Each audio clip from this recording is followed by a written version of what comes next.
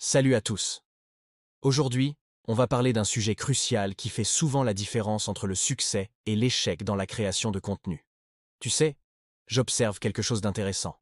Beaucoup de créateurs se lancent tête baissée dans la production de contenu, mais ils oublient l'essentiel, analyser leurs résultats. C'est comme si tu cuisinais sans jamais goûter tes plats. Imagine que tu passes des heures à créer une vidéo magnifique, mais que personne ne la regarde jusqu'au bout.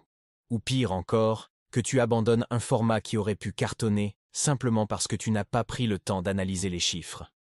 La bonne nouvelle, c'est qu'il existe une solution simple. Les indicateurs de performance. Je ne parle pas de trucs compliqués, mais de données basiques comme le nombre de vues, les partages, les commentaires, le taux de clic et bien sûr, les conversions.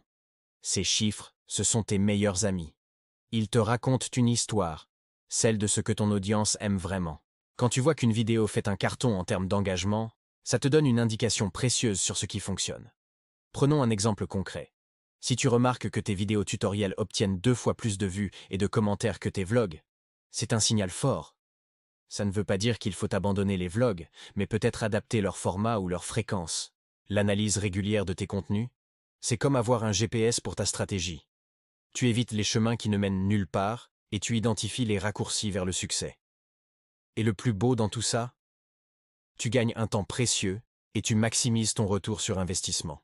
Mais attention, l'analyse ne doit pas devenir une obsession. Je te conseille de choisir 2 ou 3 indicateurs clés et de les suivre chaque semaine. Pas besoin de te noyer dans les statistiques. Le secret, c'est la régularité. Prends 30 minutes chaque semaine pour analyser tes chiffres. Note ce qui marche, ce qui ne marche pas.